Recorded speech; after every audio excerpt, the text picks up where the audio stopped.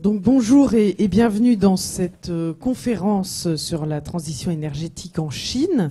Une conférence, ça ne vous a pas échappé, qui est en plein dans l'actualité, puisque vous le savez, la Chine émet 28% des émissions de gaz à effet de serre. C'est donc le premier émetteur devant les États-Unis, qui en émettent 2 fois moins. Et ces 2 pays ont trouvé un accord cette semaine pour limiter leurs émissions. Barack Obama a déclaré que les États-Unis diminueraient leurs émissions de 25 à 28% d'ici 2025.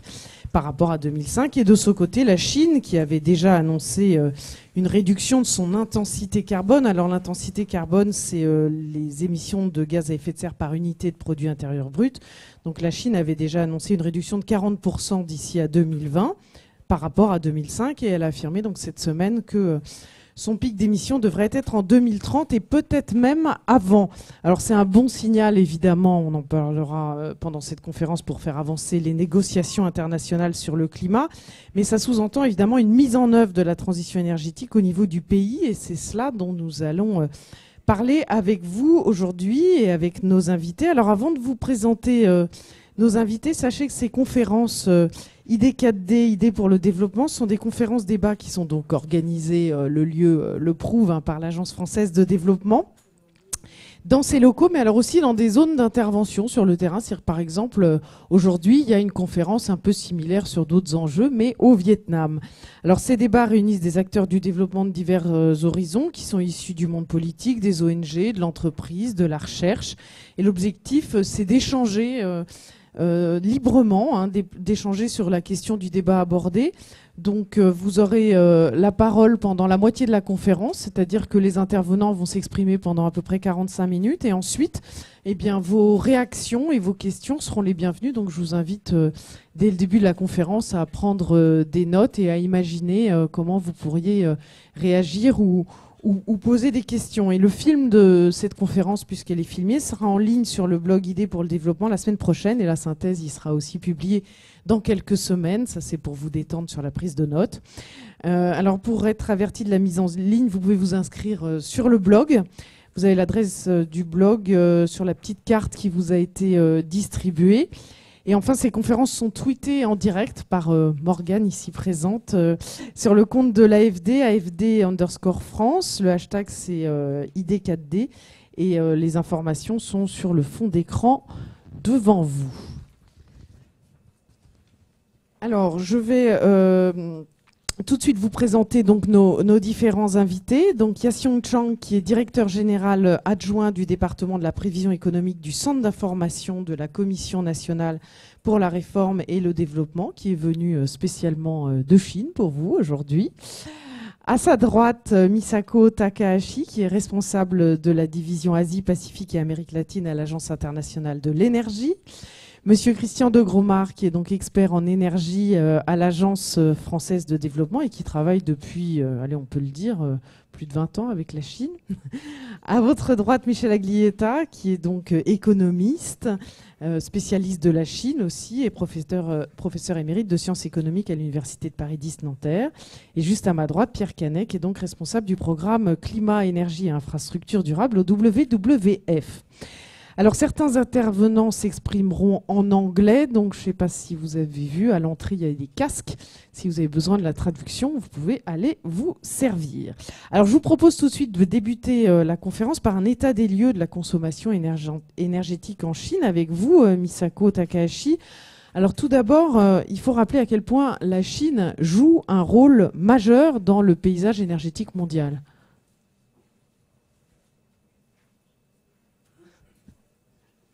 Il y a le temps de la traduction, donc il faut être patient. Thank you very much, Cécile, and thank you very much for all, and especially the AFD, for providing me this great opportunity to speak to you. And actually, I come from the International Energy Agency, and I'd like to present to you, first of all, about the role of China and the basic picture about how China is important in the global energy world. And first of all, I'd like to say that when we speak about global energy issues, China is one of the most important countries, if not the most. China is the biggest consumer of energy, and China takes the, any measure China takes the global impact in oil, coal, gas, renewables, and beyond. So given this reality, it is imperative for us to involve and engage China whenever we speak about any issues in global energy. So my agency, International Energy Agency, is trying very hard to do so, and I think this is a common understanding that China is foremost very important in global energy issues. And yesterday, as Anne-Cécile mentioned, that we have a very groundbreaking historical pact between US and China, which is very, very much welcomed. And let me move on to the paper that I provided, that the energy demand by region, that the China is already the world's top energy user and the world's largest oil importer and the world's largest coal consumer, as well as the world's top generator of electricity from hydropower, wind, and PV. And in fact, we cannot speak about global energy without mentioning about China. And let me explain that the picture shows that OECD aggregate total energy demand, that we have 34 countries in OECD region, including US, EU, Japan, and other developed countries. And China alone accounts for more than half of energy demand of these 34 countries. And China dominates energy demand growth until the mid-2020s. Next slide, please. And China is more dependent on coal. What is the challenge of China? This is the over-dependence on coal for power generation. And China's primary energy supply, more than 65% is on coal. So the biggest challenge for China is how to shift the energy source from coal to other alternative sources. And also, the local air pollution across country has become a great issue for the Chinese decision makers. And the decision makers are pressurized to take increasingly stringent measures available to accelerate the peaking of coal. So peak of the coal demand is one of the most important issues for Chinese policymakers. And with all the options available to Chinese government, substituting coal with gas at scale stands out as the most viable option for Chinese government. And Chinese government is already taking a lot of steps in this regard, and most notably in September, that the plan for action for upgrading coal-fired plant and also energy-saving measures have been introduced. And also it is very well widely reported that the China agreed with Russia to import 38 BCM of natural gas around 2020 by pipeline. Next slide, please. But I also would like to say that the China's challenge is very multifaceted. That it's easy to say that the China should shift its excessive dependency on coal to gas or other alternative sources. But China is already making a great effort in renewables especially, and China has become the world leader in renewables.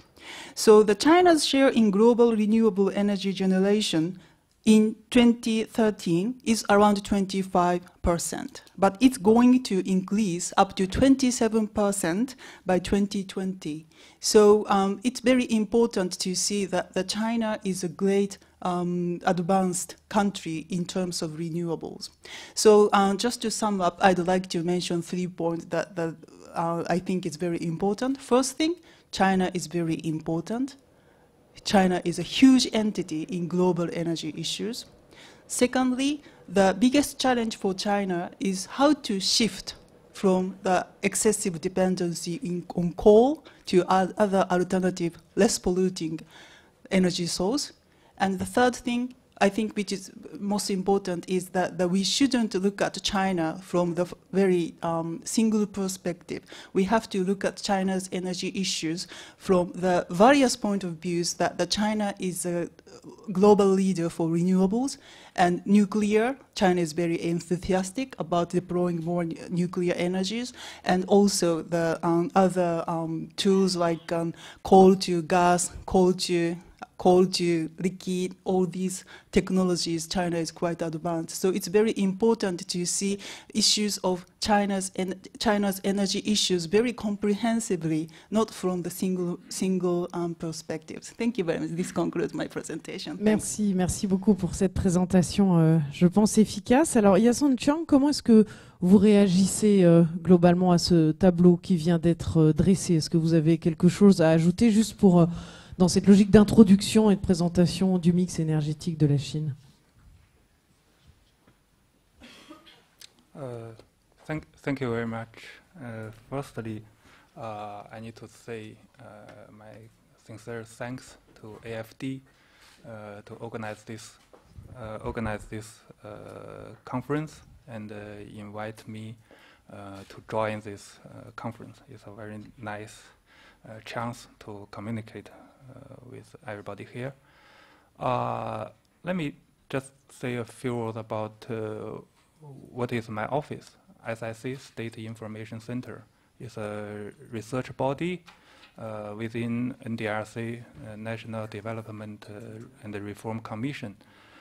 So we, within NDRC, and our work is cover economic forecast and policy analysis. And also beyond all that, we also working on energy and climate change study. For example, the mitigation, the economic impact by using the different kind of a model. Because climate change and also the energy policy administration is within NDRC, because National Energy Administration is also within NDRC. So that's our duty to study all these kind of issue, and also we also help NDRC to make some international cooperation policy drawing up. So it's a quite nice opportunity coming here for me. For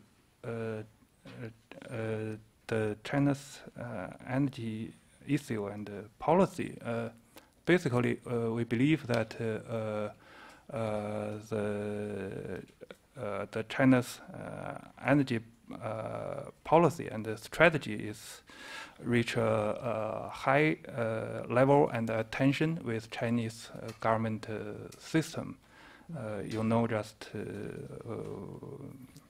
mentioned that our president just announced the post 2020 target to 2030 about the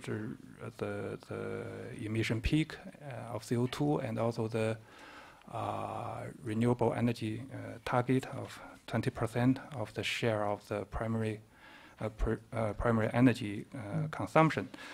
So we and also our president declared this like energy revolution from the consumption, supply, technology, and also administrative system, and also emphasize on the international cooperation. So currently, the Chinese government declare a lot of target by 2020, and also.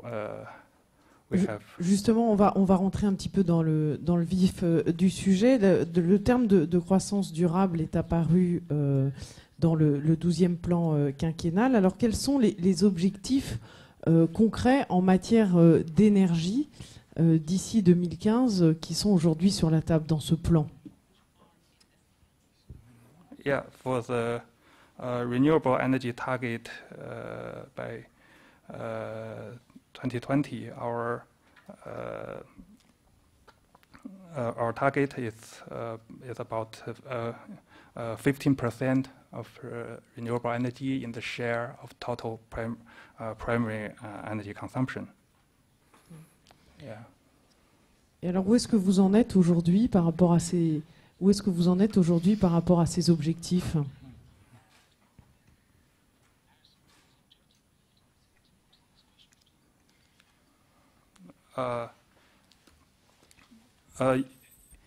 In general, we believe this target is on a good way because China have the policy system.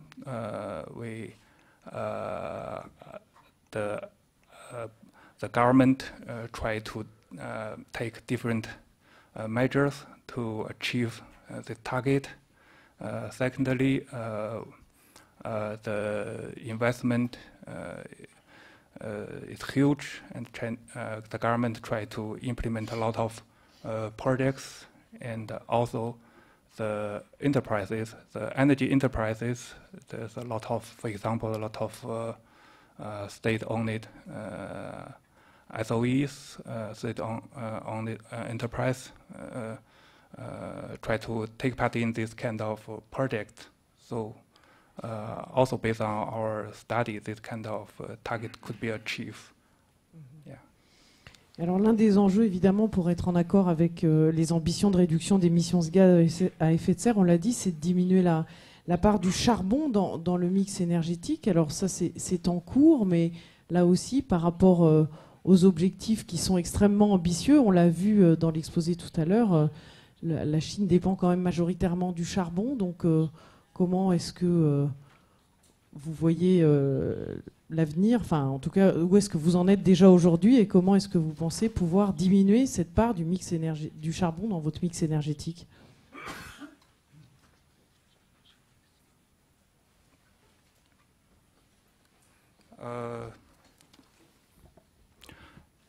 Firstly, we need to, as I just mentioned, is to increase the renewable energy share, and secondly, it's important.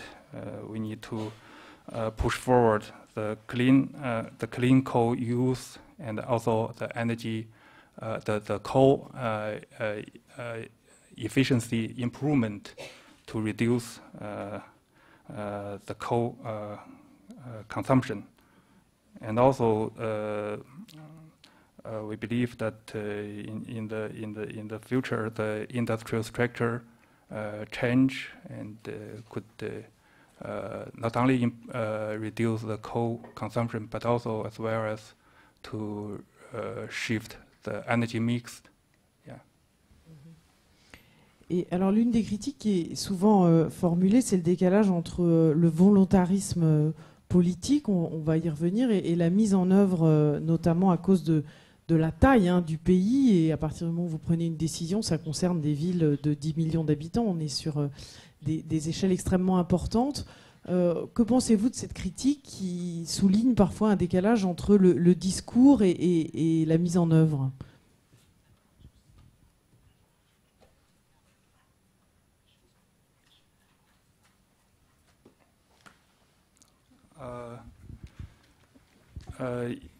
I think you are right that the energy and climate change issue is getting great attention, not only government, but also from ordinary people. But I think firstly it's a good thing that people to aware the pollution and CO2 emission is a very important thing to be considered. So basically, I think it's good news that, and also, in fact, as far as I know, that the ordinary people in China is willing to support to reduce the pollution and emission. So, but on the policy side, simplified speaking, that should based on our study, we suggest that is to make more careful and detailed policy design to take into different parties their cost, how to cover their cost. For example, there's the low income level inhabitants and living in the faraway place, how to this kind of people suffering strong damage, strong cost of when implement the energy saving and climate change policy. So it should be taking carefully about different group of people, different parties' willingness and their cost. Okay. Christian de Gromard, il y a une longue tradition de coopération entre la France et la Chine. Aujourd'hui, on aurait quand même tendance à penser que la Chine n'a pas vraiment besoin de l'argent français pour se développer. Donc on peut se demander finalement pourquoi l'AFD est présente en Chine depuis 10 ans. Oui, c'est une question qu'on nous pose souvent. Alors je pense qu'il y a 3 raisons fondamentalement. À l'origine, ce qui a provoqué, je dirais, la présence de la France, c'est cette idée que l'on a un patrimoine commun, et en particulier des biens publics mondiaux à défendre ensemble. Et donc le climat et la biodiversité ont été les 2 principaux axes qui ont animé ces premières opérations de coopération et qui continuent donc à soutenir l'essentiel des projets. Le deuxième point, c'est que, comme on l'a vu, la Chine évolue très vite, comme tous les pays émergents. C'est là que maintenant se jouent les grands enjeux de l'énergie et du climat. Donc on ne peut pas prétendre travailler à l'échelle de la planète et ignorer la Chine, comme l'Inde, l'Indonésie et les grands pays émergents. Donc là, c'est devenu une composante majeure des interventions de l'AFD. Et le troisième point, c'est que cette coopération, en fait, ne coûte rien à l'État français. C'est une coopération, on intervient sous forme de prêts souverains à des conditions du marché. Et donc cette coopération, en fait, c'est une coopération win-win pour les 2 parties où on travaille ensemble sur des solutions nouvelles. Et donc contrairement à ce qu'on dit quelquefois, l'argent qui est prêté en Chine, c'est pas celle qui est retirée au Mali ou au Tchad. Je dirais même au contraire, ça a tendance plutôt à conforter les 2 et on verra qu'il y a des liens entre les 2. Alors là, on a eu un tableau assez complet des ambitions chinoises, mais vous qui travaillez avec le terrain depuis de nombreuses années, quel bilan vous feriez de ces 10 ans, enfin 10 ans c'est l'AFD, mais si on remonte au Fonds français pour l'environnement mondial, c'est plutôt 15 ans de coopération, en nous présentant peut-être quelques actions concrètes pour qu'on comprenne comment ça se décline sur le terrain. Alors effectivement, l'AFD on est intervenu, l'AFD qui gère le Fonds français pour l'environnement mondial, qui donc est le fonds spécialisé au niveau français sur ces questions de changement climatique, est intervenu en Chine à partir de 1996 en fait. En 1996, les premières actions avec des gros programmes d'efficacité énergétique dans le bâtiment, à l'époque, qui avait très bien fonctionné dans 3 provinces. Et l'AFD a démarré ses activités en 2004. Donc maintenant, 10 ans après, c'est à peu près 1,2 milliard d'engagements au total sur un peu plus d'une vingtaine de projets. Et dans ce 1,2 milliard, il y a environ 900 millions d'euros que l'on peut considérer comme des projets qui vont dans le bon sens du climat, contre le changement climatique. Et on fait des calculs, c'est entre 15 et 20 millions de tonnes de CO2 maintenant que ces projets ont permis d'économiser. Donc c'est loin d'être négligeable, vous voyez, dans cette partie-là. Et alors peut-être qu'on peut présenter j'ai présenté quelques types de projets pour montrer que ce sont des projets très concrets. Je pense que la particularité, c'est qu'on travaille justement au niveau des provinces et des municipalités. La Chine, c'est 1,5 milliard, donc une province, c'est très vite 100 millions d'habitants, et une ville, c'est 10 à 30 millions. Donc c'est tout à fait, c'est plus à l'échelle de l'AFD que l'État en tant que tel. Et quand on voit, donc c'est des projets très concrets, j'ai voulu en présenter quelques-uns. En haut, vous avez, c'est un projet dans le Sichuan qui s'est fait au moment du tremblement de terre. Il y a eu donc plus d'un million de maisons qui avaient été complètement endommagées, et la Chine a voulu reconstruire, et dans la reconstruction, pour aider les familles dont les maisons étaient endommagées, il y a eu un prêt pour reconstruire des unités de biogaz. Donc ce programme, l'AFD a financé la reconstruction de 100 000 unités de biogaz domestiques Il faut savoir que la Chine a le plus gros, c'est sans doute le plus gros programme dans le domaine. Et ça a permis donc de remettre en état ces installations donc, qui évitent effectivement d'utiliser du bois ou du charbon. Donc c'est un projet excellent d'un point de vue écologique et d'un point de vue aussi changement climatique.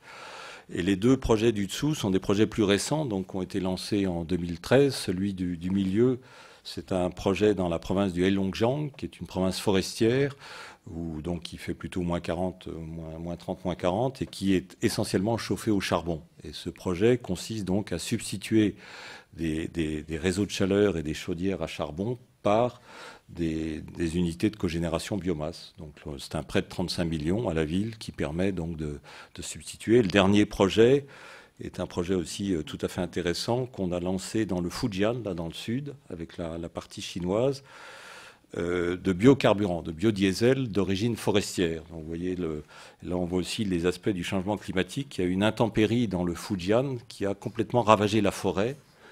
Et donc cette forêt maintenant était de forêt de sapins.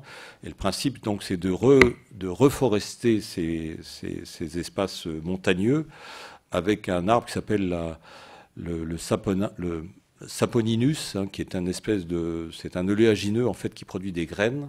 Et ces graines servent à la fois à faire du cosmétique. On les vend actuellement, vous les trouvez dans les magasins bio pour en substitution aux lessives. Et à la fois une graine qui permet donc de faire de l'huile et du biodiesel. Et donc le principe, ce sera une unité il y a un prêt de 30 millions qui finance donc 2 unités de 60 000 tonnes de biodiesel. Et c'est une première projet de ce type-là en Chine. Donc vous voyez, à chaque fois, ce sont des projets où il y a un aspect, je crois, novateur au plan institutionnel. Et la Chine cherche dans ces projets-là moins la technologie qu'un certain savoir-faire, une approche globale. Et on essaye donc de développer ensemble ce type de projet. Et alors, avec votre expérience de terrain, vous diriez quoi sur les principales difficultés que vous rencontrez, par exemple, pour mettre en place des projets de cette échelle? Quand vous parlez de 100 millions de biogaz, c'est énorme. À la fois, je dirais, quand on dit entre les souhaits, la politique et la réalité, dans tous les pays, en Chine, et bon, je dirais qu'en France aussi, il y a le même problème, entre les vœux de faire du renouvelable et la réalité de la mise en œuvre, il y a quand même quelques problèmes qui se posent, et on retrouve les mêmes en Chine, c'est-à-dire que à l'échelle locale, il faut convaincre, il y a à la fois un plan extrêmement structurant et structuré qui intervient au niveau national, mais il y a une mise en œuvre qui doit obtenir l'adhésion de la province qui emprunte, par exemple, ou de la municipalité qui rembourse, qui elle-même donc doit mettre en œuvre les projets. Et cette hiérarchie suppose des allers-retours, du temps, et qui a effectivement un certain nombre d'inerties parfois et de difficultés. Je ne suis pas sûr que ce soit beaucoup plus difficile, je dirais, en Europe ou en France là-dessus, mais différent. Alors Pierre Canet, est-ce que vous avez des retours qui vont un petit peu dans le même sens du bureau du WWF en Chine? Alors sur les difficultés, effectivement, on les rencontre aussi en France, on les rencontre aussi en Europe. On voit par exemple des projets qui prennent plusieurs années en France à émerger d'énergie renouvelable. Et le retour du WWF en Chine, c'est que finalement les choses vont très vite. Et donc vous parliez d'un espace-temps de 10 à 15 ans. Et finalement, moi, je mettrais le changement qu'on est en train d'observer après 2010, autour de 2011-2012. Et on a vu ces dernières années, comme le rappelait tout à l'heure l'AIE, vraiment une accélération qui s'est produite notamment dans les énergies renouvelables. Alors, c'est une connexion qu'on trouve bien entre ce qui se passe sur le terrain au niveau des provinces et la volonté et l'ambition politique qui est maintenant portée sur le plan international. Et donc au plan international, avec les dernières annonces du président Xi, il y a au niveau des mots, quand on parle de révolution énergétique, quelque chose de très fort. Et cette révolution énergétique, elle doit se projeter à plus long terme. Alors la critique qui peut être portée sur le présent, c'est en fait essayer d'expliquer, de voir ce qui se passe maintenant. Et ce qui se passe maintenant, on a suffisamment d'indices, de signes qui montrent que les choses sont en train de bouger.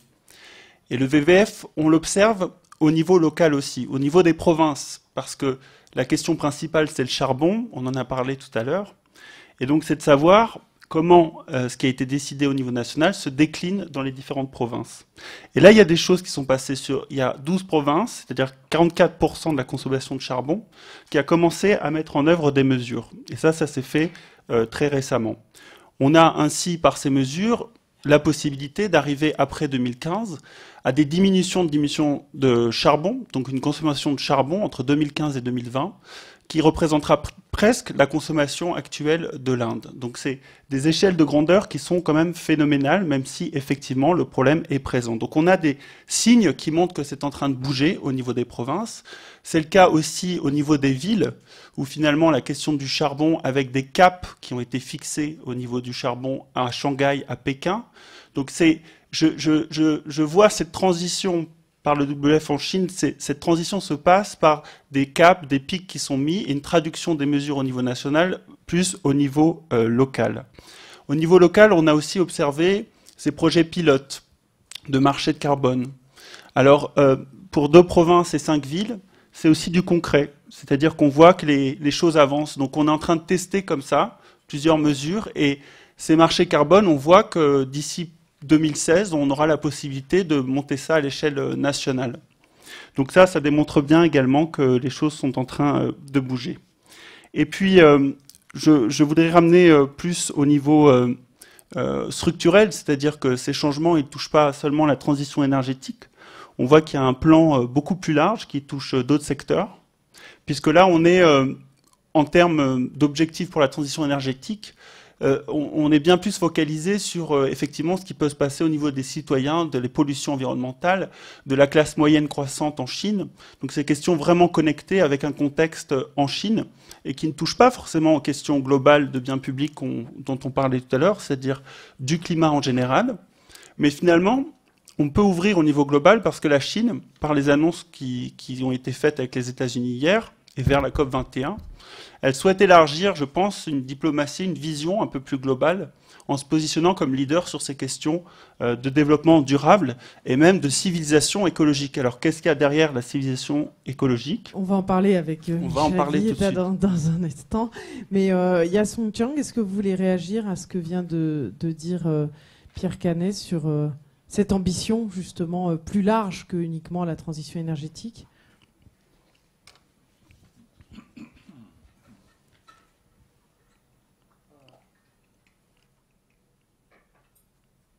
I think to understand China's energy revolution and also the renewable energy development, firstly, we need to understand China's economic and social development pattern.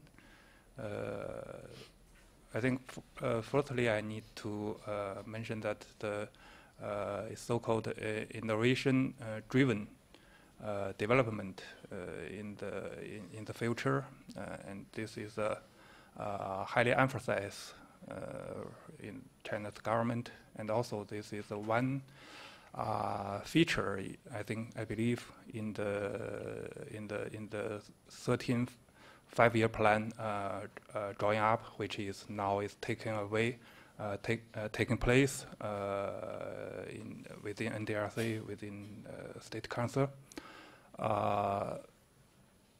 So that means there's a lot of new technology which towards increase the energy efficiency and also the increase the renewable energy development, which also can create a lot of new industries in the future. So, and also if you just mentioned about the regional issue, it's also quite interesting that a lot of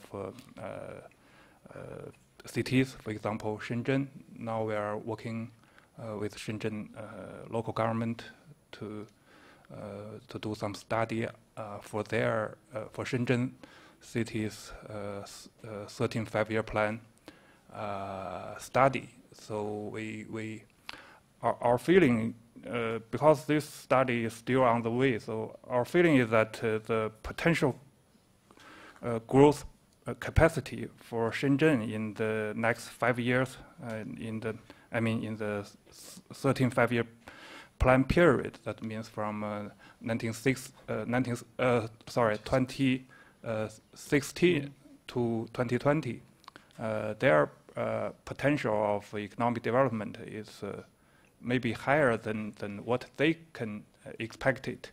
And within that, we believe they, although they have still have their advantage on the labor capital, but we believe the total factor productivity, that means innovation, technology progress, and also particularly on the electronic and also on the renewable energy, because Shenzhen is a leading city of the technology of R&D of renewable energy. So I think this is a very good example that to show that how you consider the energy saving and climate change policy at a local level. Thank you. Michel Aglietta, donc comme on l'a évoqué, la transition énergétique, et ça vient d'être illustré, hein, s'inscrit dans une réforme un peu plus globale qui doit mener, oui, largement plus globale, qui doit mener à ce que les Chinois appellent la civilisation écologique. Alors expliquez-nous en gros ce contexte plus global. La réforme chinoise est globale, continue, avec des crises depuis 1979. Chaque phase dure à peu près 15 ans. Et jusqu'à présent, les phases ont atteint leurs objectifs. La première phase sur le développement rural et la fin de la planification dans le milieu rural. La deuxième sur l'industrialisation massive et puis l'ouverture sur l'extérieur. Et la troisième phase, c'est en effet celle de ce qu'on appelle la qualité de la croissance. La qualité de la croissance implique évidemment, donc il faut voir le processus sur 2015-2013, puisqu'on peut faire partir la troisième phase de la réforme des directives de novembre 2013, qui donne le socle à la fois théorique et d'orientation politique, hein, et ça doit vers 2030-2035, hein, qu'il faut voir les résultats.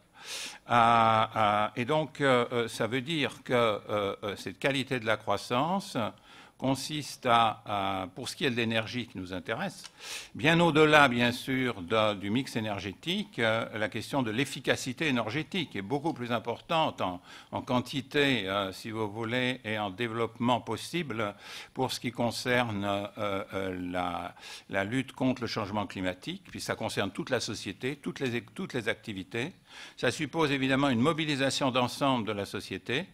Ceci implique une modification assez profonde des rapports et des responsabilités au niveau de l'économie dans son ensemble, c'est-à-dire mettre l'état de droit au sommet. L'état de droit au sommet en sorte que le politique soit responsable selon l'état de droit. Et ça veut dire qu'en effet, le politique doit essentiellement faire le bien-être de la population. Et pour ce faire, vous avez une séparation qui va se mettre en place entre ce qui est de la responsabilité du marché, donc des entreprises, donc des prix, hein, et ce qui est de la responsabilité de l'État. Ce qui commençait déjà, puisque vous avez déjà un début de transformation des entreprises publiques qui est en cours. Qu'est-ce que ça veut dire profondément? Eh bien, ça veut dire que c'est un peu l'idée, le marché chaque fois que c'est possible et l'État chaque fois que c'est nécessaire. C'est-à-dire les échecs de marché doivent être pris en charge par l'État, donc les responsabilités de l'État doivent être redéfinies.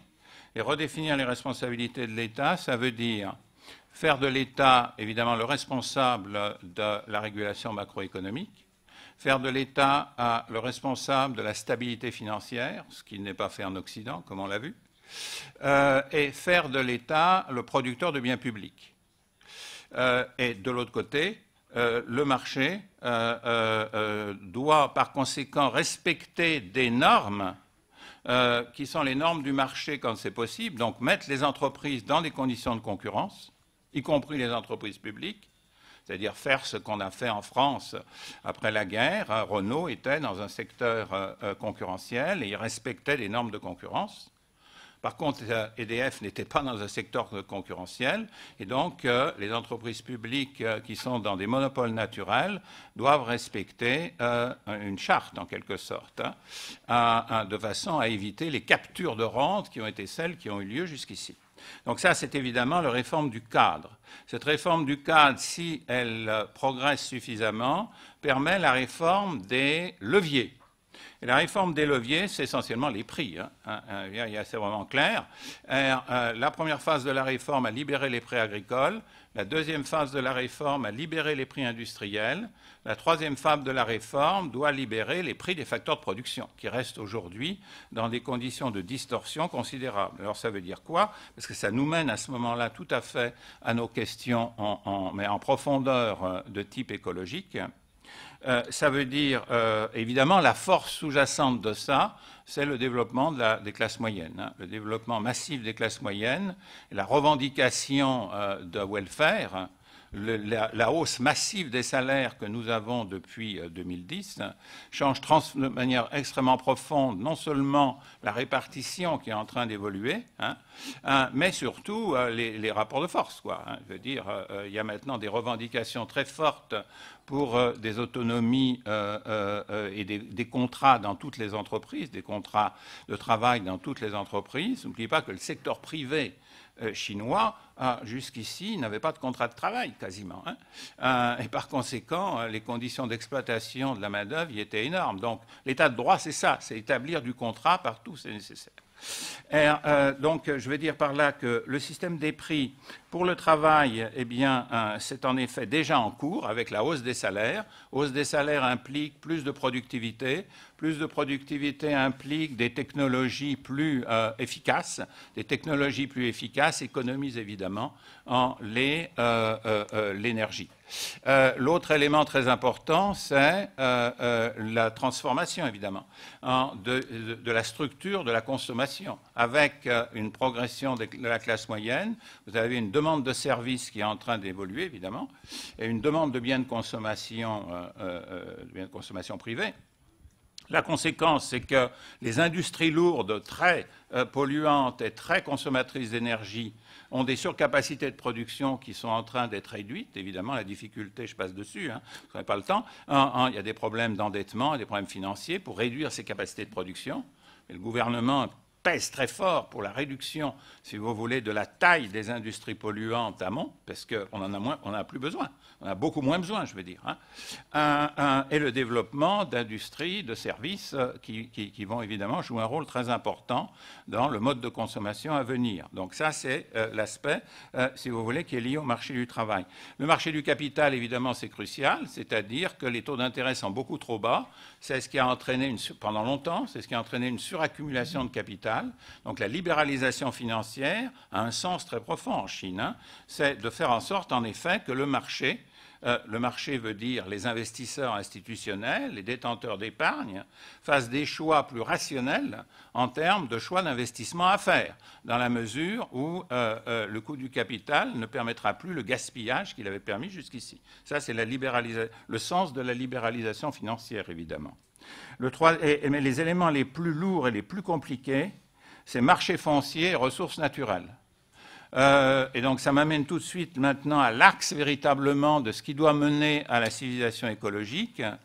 La Chine va poursuivre son processus d'urbanisation et l'enjeu, c'est que ce processus d'urbanisation soit très différent de ce qu'il a été jusqu'ici.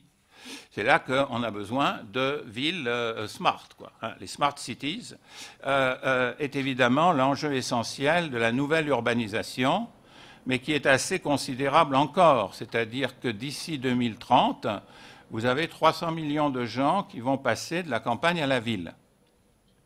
300 millions de gens veut dire environ 200 nouvelles villes à créer d'1 million d'habitants chacune et plus. Ce qui veut dire qu'il y a un laboratoire formidable pour créer une nouvelle urbanisation. Et c'est évidemment ça que la planification stratégique ne doit pas manquer.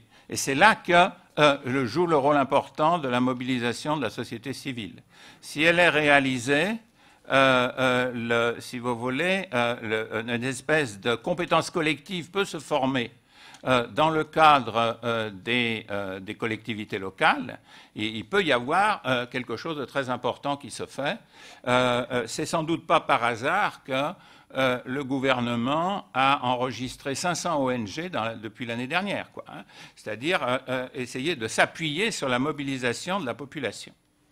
Ça, c'est un enjeu et ce n'est pas une réalité actuelle, mais on comprend le sens de ça. Dans le domaine des prix, mais il faut que les prix guident la chose. Ce que vous n'avez pas aujourd'hui, c'est la capacité des ruraux de migrer dans de bonnes conditions en ville. Donc la réforme foncière est essentielle. C'est-à-dire faire en sorte que les ruraux aient la possibilité de vendre leurs droits d'usage sur les terres qu'ils ont, hein, de façon à en tirer un revenu raisonnable, alors qu'aujourd'hui ils ont été expatriés jusqu'à aujourd'hui dans des conditions qui fait que la capture, si vous voulez, de la rente foncière liée à la différence entre le prix de la terre rurale et le prix de la terre lorsqu'elle devient urbaine, hein, était captée par les dirigeants locaux. Et pourquoi ils l'étaient? Parce qu'ils n'avaient pas eux-mêmes les ressources fiscales qu'il fallait. Donc vous voyez l'enjeu, si vous voulez, de la coordination des éléments de la réforme. Vous ne pouvez faire en sorte que le régime foncier change que si vous modifiez la loi fiscale en sorte qu'il y ait une péréquation entre les régions riches et les régions pauvres, de façon que les régions pauvres puissent avoir une partie des revenus fiscaux suffisante. Voilà ce que je voulais dire sur cet aspect-là. Et ça, c'est évidemment l'essentiel parce que ça permet un développement rural. Je termine là-dessus. Rural en même temps que urbain. Et ça, c'est très important. Aujourd'hui, les populations rurales, et c'est millénaire ce truc-là, elle est très fragmentée, la terre en Chine, hein, en petites propriétés rurales familiales. C'est ce qui a donné cette base qui a duré 2000 ans, hein, cette base de société civile extraordinairement stable, mais qui a aussi empêché le développement du capitalisme, puisqu'il n'y a pas eu de développement salarial, si vous voulez, en Chine. Hein. Mais donc aujourd'hui, ce que veut faire le gouvernement, en fonction de l'urbanisation, c'est concentrer les terres rurales qui seront vendues, et en conséquence, ça permet d'avoir des propriétés plus concentrées, donc plus productives. Donc augmenter la production agricole, ce qui est essentiel pour la sécurité alimentaire, et en même temps, avec des propriétés plus concentrées, des techniques plus modernes, vous avez un effet aval qui est très important. C'est-à-dire, on sait qu'en Chine, aujourd'hui, la sécurité alimentaire est en difficulté. Une raison importante de ça, c'est cette fragmentation qui fait que vous n'avez pas, si vous voulez, un processus centralisé de la chaîne qui va vers les industries alimentaires. Vous n'avez pas de chaîne du froid dans les transports qui soit homogène tout du long, et vous avez un problème de sécurité alimentaire. Avec un changement du monde rural et de la productivité rurale, évidemment, la sécurité alimentaire et le contrôle de qualité seront également, si vous voulez, réalisés beaucoup plus facilement. Et donc ça fait partie, évidemment, si vous voulez, de la qualité de la croissance. Donc ce développement intégré rural-urbain, c'est une des clés de savoir si la Chine peut vraiment passer à un stade, si vous voulez, de pays avancés. Merci beaucoup pour cet exposé qui resitue la transition énergétique dans un contexte plus large. Alors avant de passer la parole à la salle, je voulais quand même poser une question et puis peut-être que vous réagissiez après les uns et les autres à Monsieur Yasong Chang, parce que cette annonce, on en a parlé cette semaine, de réduire ses émissions de CO2 à partir de 2030, donc cette annonce fait en accord avec les États-Unis. La Maison-Blanche a publié un communiqué derrière dans lequel elle explique que pour y parvenir, la Chine va devoir augmenter la puissance de ces énergies qui n'émettent pas d'émissions de gaz à effet de serre de 800 à 1000 gigawatts supplémentaires. En fait, c'est l'équivalent de ce que produisent aujourd'hui l'ensemble des centrales à charbon. Alors, c'est un défi qui, vu de France en tout cas, paraît absolument incroyable. C'est-à-dire, c'est extrêmement impressionnant. Est-ce que c'est réaliste ?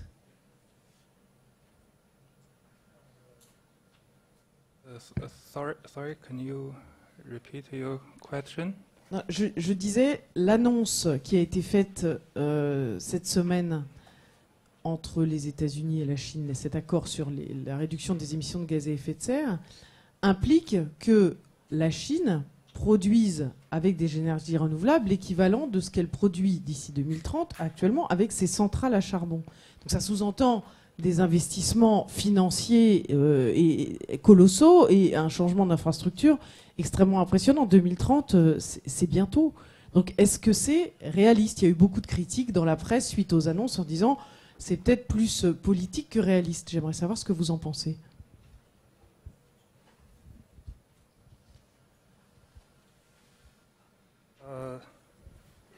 Okay, thank you for your question.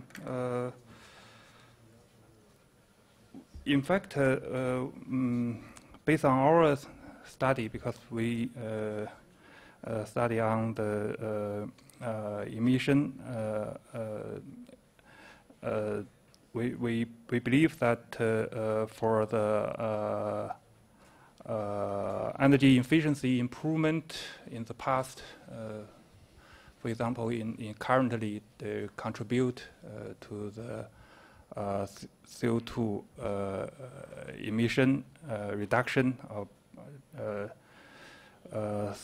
still dominated, but for the renewable energy, the contribution to the CO2 emission reduction is getting increase, which will be achieve 1/3 of the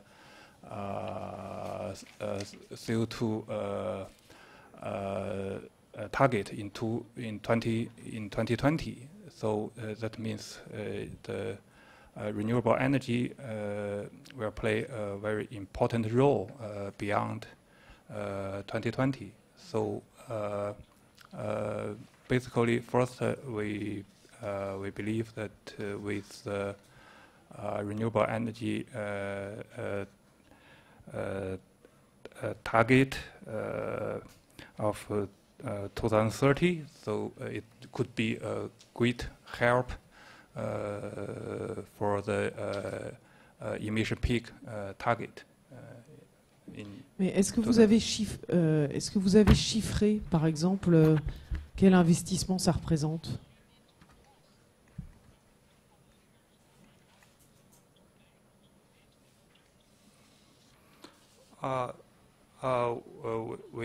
We cannot right now for the total investment because it's year by year and will achieve to 2030. But within the renewable energy, for example, the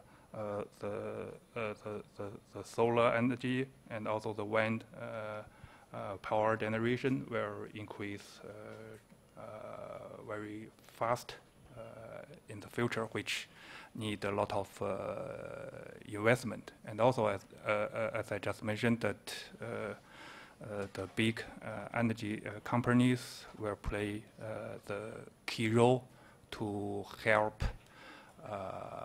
to achieve this target with a huge investment. Yeah. Thank you. Pierre Canet, est-ce que vous comprenez ces inquiétudes du décalage entre ces annonces qui sont très importantes et puis la mise en œuvre que ça sous-entend derrière? Déjà, ces annonces, elles ont mis beaucoup de temps à venir. On se souvient du sommet de Copenhague où finalement on n'a eu aucune annonce. Et donc maintenant, on se pose la question si elles sont réalistes. Et si elles sont sur la table, c'est justement parce qu'elles sont réalistes et qu'elles correspondent à des calculs qui ont été faits dans chaque pays. C'est-à-dire que ces deux représentants des deux puissances mondiales ne vont pas poser sur la table des chiffres qu'ils n'attendront pas. On voit par exemple pour la Chine des objectifs qui ont été posés pour 2015. Sur le 12e plan, on va dépasser en termes de capacité, notamment des énergies renouvelables. On voit que la Chine va dépasser ses objectifs. Et donc la question, elle n'est pas de savoir, effectivement, on peut s'intéresser comment ça va être réalisé. Donc nous, on a effectué des scénarios, et on voit comment, à l'horizon 2050, avec tous les 10 ans des projections qui sont faites, comment la Chine va réaliser cette trajectoire. Et donc on arrive par exemple dans le scénario du WEF, 80% du mix en énergie renouvelable à l'horizon 2050, du mix électrique.